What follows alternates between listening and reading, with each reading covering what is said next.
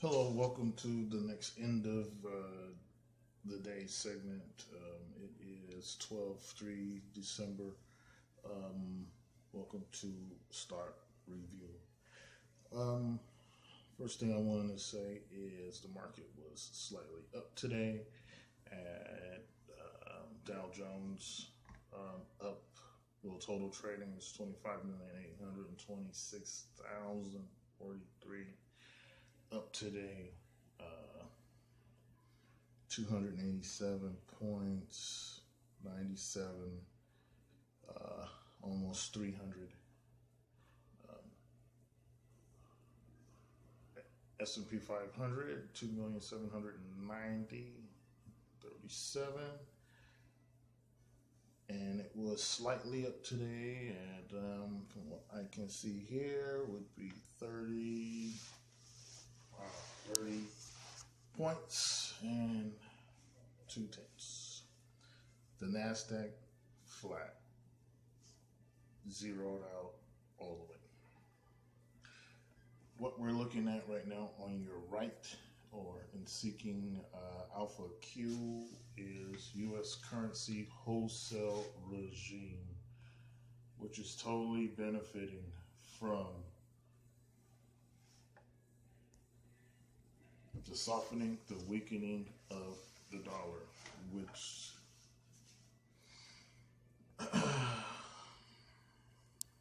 what we're looking at is, since you follow my show, you should know that excessive bond buying weakens the dollar. So the bond Vanguard Total International Bond ETF, I just don't look at domestic bond market, but I look at the international bond market as a whole, because of the simple fact that the world buys U.S. bonds, not just, and the world affects U.S. Treasury market. Most of U.S. Treasuries are held by foreign entities. So to say that the Fed and other domestic entities are total cahoots and total controlling the bond market, it would only be half of the story. So we'll go to the bond market here versus what?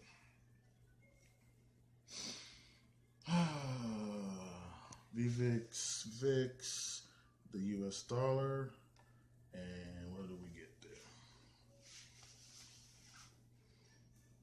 The bond market is much more active than the dollar in the positive. And the bond market is sustaining the market at this point with the weak dollar. Now, the wholesale peoples, as you can see, are benefiting from this environment. Energy companies, steel industry, technology companies, energy companies, and multi-international mining companies are definitely benefiting from this environment. And I will take each one just so you can take a look at it. This is GGB. We've spoken about this and held it previous months.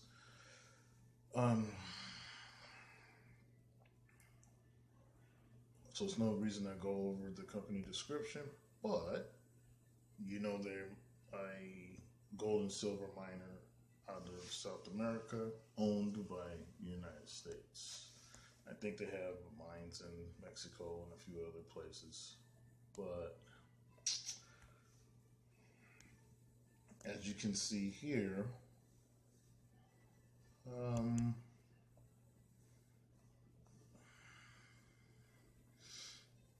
up 18 cents. What a big deal. That's what I'm trying to tell you. Let me take you to the volatility market. It only looks good. Look at this stock.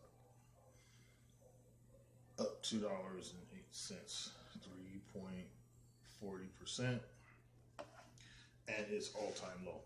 So like I said in previous segments, Don't get excited with these little bull markets because last year's or 2018 highs are going to be 2019 lows. Let's move on.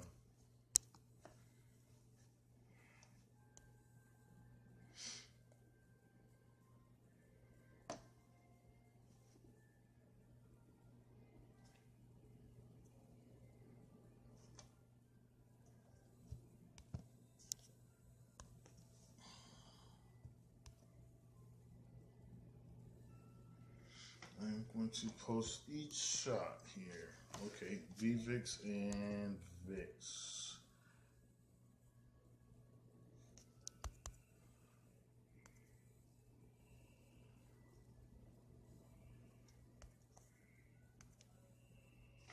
Okay, at the beginning of the day, markets mix. A little bit past a quarter of the day in trading, they begin to separate. And as the day went on, the separation got bigger. VIX or VVIX never reached positive trading throughout the day. That could be because there was a trading commodities holiday because of Mr. George Bush Sr. passing away. But most likely it's because commodity traders and the producers of commodities are going short term because they're very this shows that the average this shows what you're seeing today right now is retail trading on your right. Retail traders or dumb money don't have enough sense to hold back. What you see on the left is smart money, the brokers. They're unsure of the future. So this is what you're seeing right here is no volatility, no chance in making big gains on your left. On your right, you're seeing the effects of dumb money or retail traders not realizing what environment they're in, or they are realizing what their environment they're in, and they're short trading. Me personally, I have no short positions, and I knew that I would be sort of kind of inactive until the beginning of 2019. But this chart here totally reflects the disconnect between the retail trader and the wholesale trader.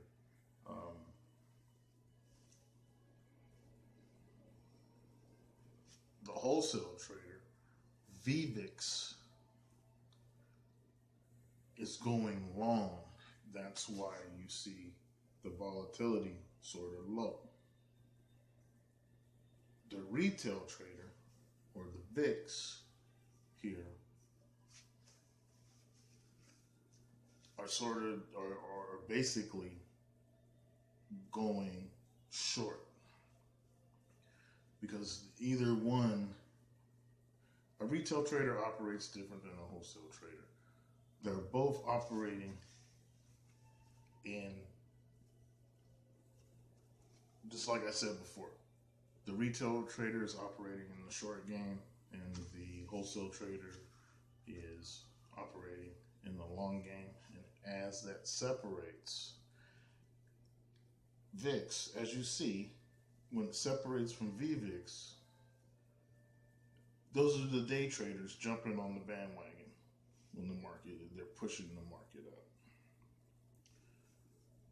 The contract holders, the holders of the commodity contracts, are going long on this, like myself.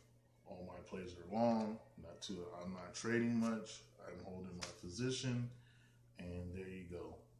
Very little volatility. What volatility you do see is created by dumb money. Obviously, as intelligent wholesale traders, we take the opposite side of the bet from the dumb money, the retail traders. So if you You may need change your position, may need puts today. I wish you will, but be ready to sell.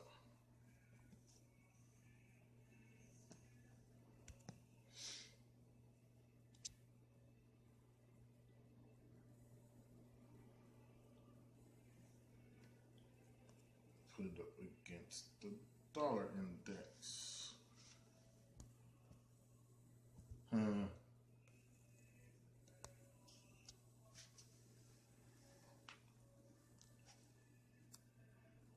Some stuff around here.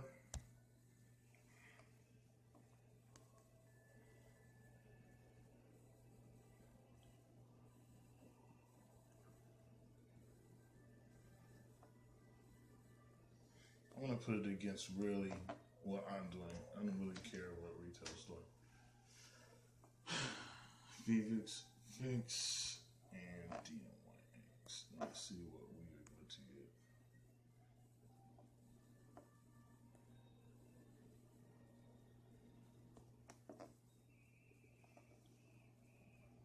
Sometimes this app loves to get stuck.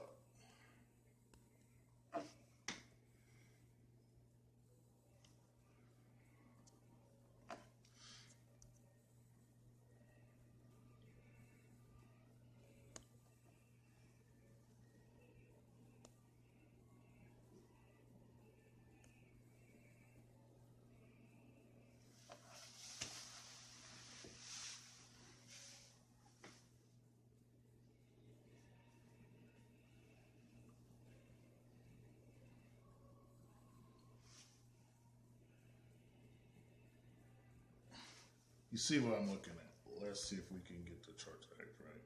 I'm trying to show you something here. It's not trying to work out.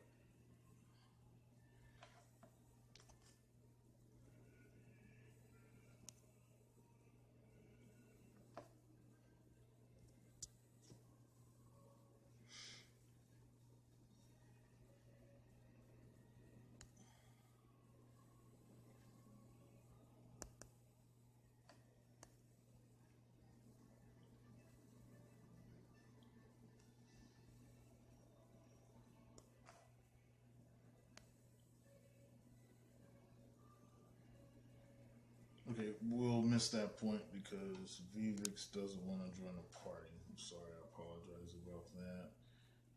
We'll do each separate. We'll try that. We all know the dollar's down. We know that for a fact. We know what VVIX looks like.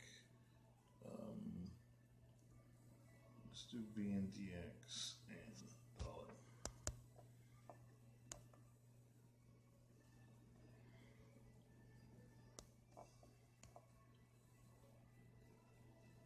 Okay. As you can see, as we go through these charts, you're getting an idea of what's going on.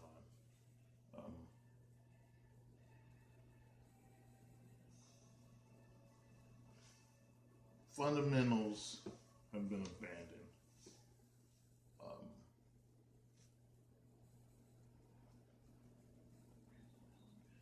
The bond buying has totally exceeded the volume that the dollar is receiving, what it's worth. The difference between these two is what's making the dollar weaker, which is stock market positive.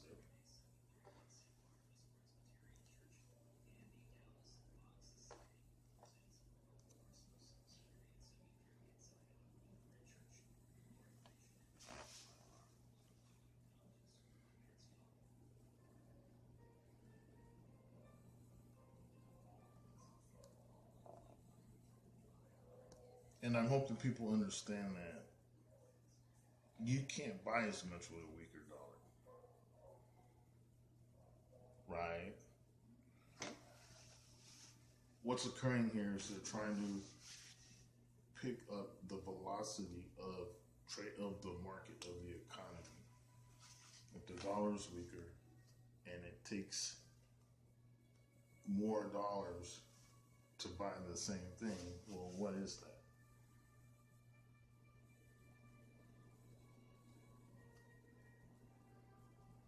Think about it. If it takes more dollars to buy something, then what has to happen? People need more dollars. Well, are they issuing more credit? No, they're tightening up the credit markets. So it's the average everyday person that works has to put in more out, has to produce more to buy the same thing.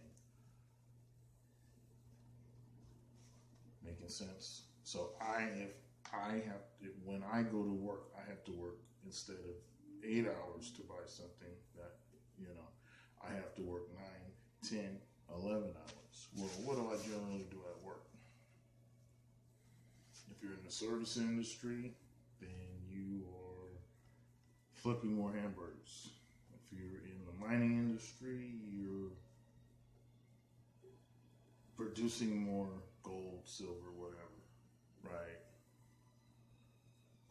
So they're consistently trying to kickstart this thing. You remember a week ago, the dollar was super high and you could buy a lot of stuff for less dollars. So they're trying to get the velocity of the economy going. This is how they're doing it.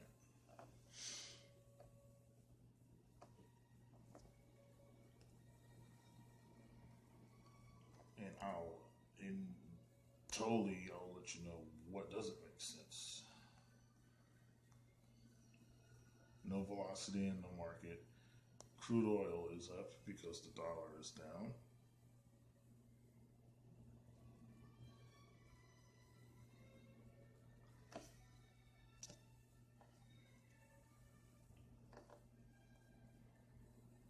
So at the end of the day, what is going to happen on the 4th of December?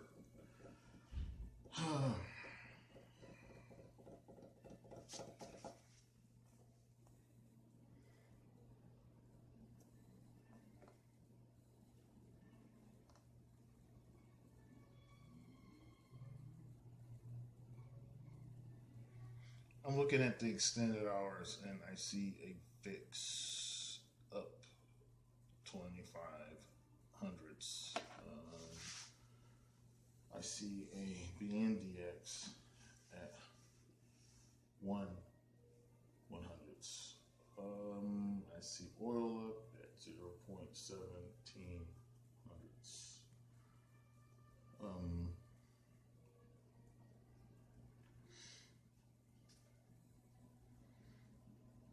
I'm going to jump out on a limb here. I think Tuesday, it's going to be one of two things. More of the same or a total inversion. Myself, I've been playing the other side, like I said, of these bets, waiting for a big explosion in the opposite. And this is where I stand right now. Dextron Daily, inverse ETF times 3, and ProShares utility natural gas. I got the next 2 plays. I expect my natural gas to go up as the dollar gets weaker. As the dollar continues to get weaker,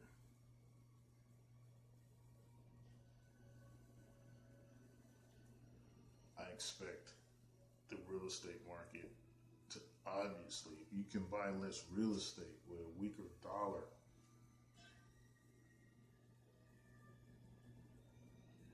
then obviously my Dextron Daily is going to improve. As my natural gas ETF peaks, I'm going to sell it. So basically right now I'm looking for my third play, which should take place sometime late to mid-January. Let's take a look at retail.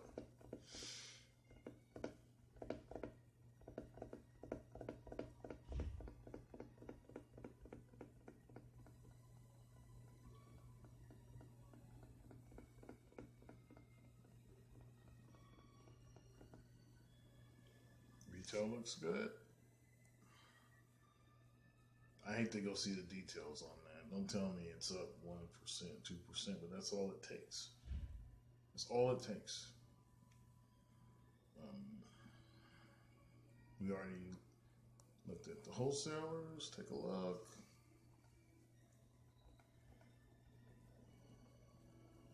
So basically what I'm saying, the market is slightly up, but not by any substantial volume at all.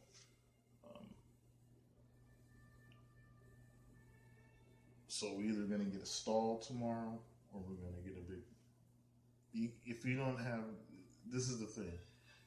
If you don't have big sales, if you don't have a big buying, then you can't have a big sell-off. So a big sell-off is not in the cards. Not going to happen because there wasn't big buying to sell off.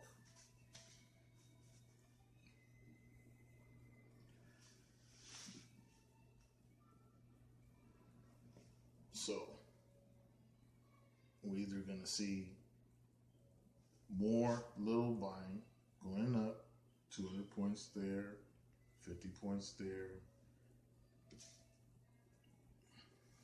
And this is going to be sustained for at least for this week.